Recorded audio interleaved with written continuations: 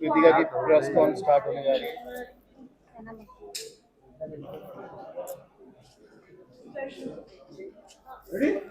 सो कृतिका, सबसे पहले तो ये जानना चाहेंगे, क्या आपको लगता है आप टॉप 5 डिजर्विंग थी? देखो बिल्कुल थी, सबका एक अलग अलग तरीका होता है गेम खेलने का। मैंने बहुत ही सेफ प्ले बोला, क्योंकि देखो जो इंसान वहां पे आपको पसंद नहीं है तो आपके पास ऑप्शन होता है कि आप उसे नॉमिनेट कर सकते हो। उस घर से नॉमिनेशन हर हफ्ते होती है और यहाँ पे तो हफ्ते में 2 बार होती थी। तो मेरे को नॉमिनेशन से मैं बचती थी, क्योंकि लोग मुझे नॉमिनेट इसलिए नहीं करते थे, क्या पता मैंने उनके दिल में जगह बनाई हो और घर में मैं अच्छा कर रही हूँ तभी लोग मुझे नॉमिनेट नहीं करते थे। और नॉमिनेट नहीं हुई तो इसलिए मैं आउट नहीं हुई, इसलिए मैं टॉप 5 में पहुंची। प्रेस कॉन्फ्रेंस के बाद आप बहुत लो हो गई थी, क्योंकि हमने देखा आप जिस तरीके से बातों में रो रही थी। जी। और आप कहीं ना कहीं डिमोटिवेट आप भी हो गई थी और अरमान जी भी हो गए थे, क्योंकि उन्होंने कहा कि मैं नहीं चाहता कि मैं विनर बनूं और तू मुझे नॉमिनेट कर देना। ये लोनेस क्यों? क्योंकि आप लोगों ने कहीं ना कहीं एक्सेप्ट तो कर लिया है कि हमारा रिलेशनशिप है, सब अच्छा है, तो फिर क्यों इतना लो फील किया आपने? देखो सबसे पहले तो जितने भी लोग हैं मैं सबको ये बोलना चाहती हूँ कि हम तीनों बिल्कुल भी सपोर्ट नहीं करते पॉलीगैमी को।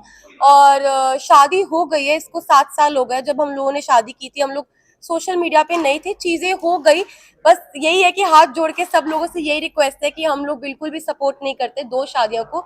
और उस टाइम पे जब मैं बिग बॉस के घर में थी तो ऑलमोस्ट मुझे 35 डेज हो चुके थे। 35 दिन से अपनी फैमिली से दूर थी, पायल से दूर थी, अपने बच्चों की कोई खबर नहीं थी।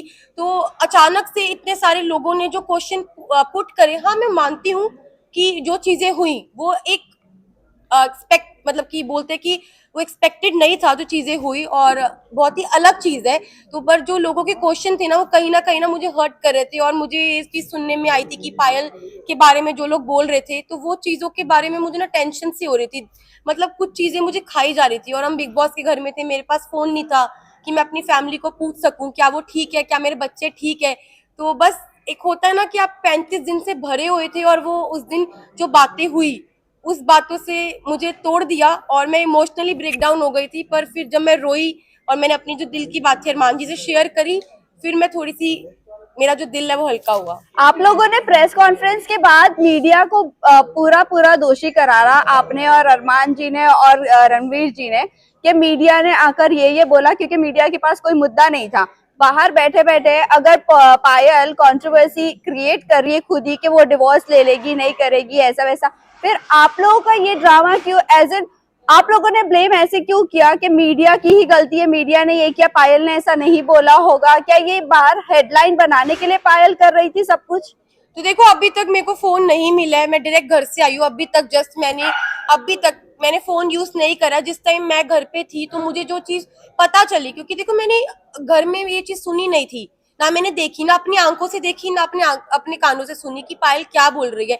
तो मेरे को एक कहीं ना कहीं अरमान जी को, रणबीर जी, सबको ये लग रहा था कि हो सकता है कि कोई कोई मेरे को फॉल्स स्टेटमेंट दी हो या कोई बात को घुमाया गया हो। क्योंकि जब तक इंसान अपनी आंखों से नहीं देखता, अपने कानों से नहीं सुनता, वो विश्वास नहीं कर सकता। लेकिन अरमान जी ने पूरे सीजन में एक दूसरे की सुनते हुए लोगों के ऊपर तोहमतें भी लगाई और उन्होंने बराबर से जवाब भी दिया। वो आपको नहीं लगता है कि वो सही है? अगर लवकेश के बारे में कोई आकर बोल रहा है कि वो चेकआउट कर रहा है, तो वो बराबर से उनको ऐसा लग रहा है कि हाँ वो सच बोल रहा है। लेकिन जब हम आकर, कोई मीडिया आकर आपको बोल रही है, तो वो आपको गलत लग रहा है। वहीं मुनव्वर ने भी आके सेम बात बोली, डिवोर्स वाली बात, तब भी आपको नहीं यकीन हुआ? नहीं, मुझे यकीन नहीं हुआ, क्योंकि देखो ये जो बात है ना बहुत ज्यादा, आप समझो मैं घर के अंदर हूँ, 40 दिन से घर में अंदर हूँ, अचानक से कोई ये बात बोलता है, पायल डाइवोर्स वाली बात जो बोल रही है, ये कितनी शॉकिंग बात थी कि इसकी वजह से मैं पूरे 2 दिन इतना ब्रेक डाउन रही हूँ, इतने इमोशनली, मतलब हर चीज से मैं जूझ रही थी उस घर के अंदर। तो मुझे कहीं ना कहीं लग रहा था कि मैं अपने दिल को ये चीज समझा रही थी कि क्या पता ये बात सच हो, क्या पता ना हो। क्योंकि मेरे को यही था मैं बाहर जाऊं और मैं पायल से डायरेक्ट बात करूं। जब मैं घर से बाहर निकली टॉप 5 में, जब मैं इस रेस से बाहर निकली, मैं बाहर निकलते ही स्टेज पे पायल थी और मैंने उससे पूछा तू ठीक है ना? उसने बोला हाँ मैं ठीक हूँ। बाकी बात बात की, अभी तक मैंने फोन अपने नहीं देखे, कुछ नहीं देखा।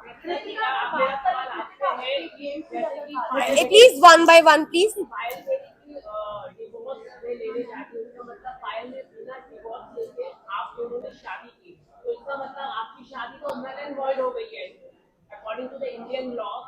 हिंदू मैरिज एक्ट आ गई। देखो मैं सबको यही बात बोल रही हूँ, हम लोग पॉलीगैमी को सपोर्ट नहीं कर रहे, जो दो शादियां इसको बिल्कुल भी सपोर्ट नहीं कर रहे। और जो मेरी अरमान जी की शादी है, जब पायल ने रेडी हुई, पायल की मर्जी थी तभी शादी हुई, और Payal as a first wife, legal wife, अगर वो ऑब्जेक्शन उठाती है तो उस चीज के लिए मतलब कि हमारी जो लॉ है वो हमें बोल सकती है। और मैं यही बात बोलूंगी कि जो हो गया प्लीज वो हो गया, बार बार एक ही। जी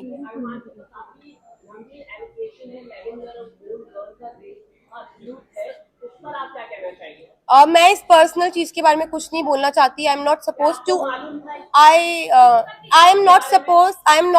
to say any. I am not suppose, just a second, I am not suppose to say anything. और भाई मुझे अपनी न्यायपालिका पे पूरा भरोसा है, जो भी वो फैसला उन्होंने किया है वो बिल्कुल ठीक किया होगा। Thank you. Last question, sir. Guys, please last question.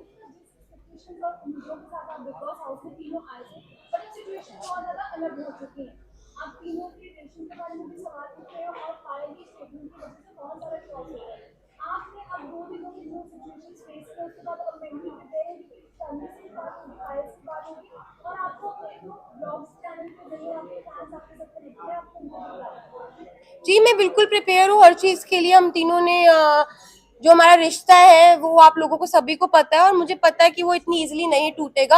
अब मैं बाहर आ गई हूँ, जो भी चीजें हैं, जैसी भी चीजें, सारी चीजें इकट्ठे बैठ के फेस करेंगे। Thank you. Thank you.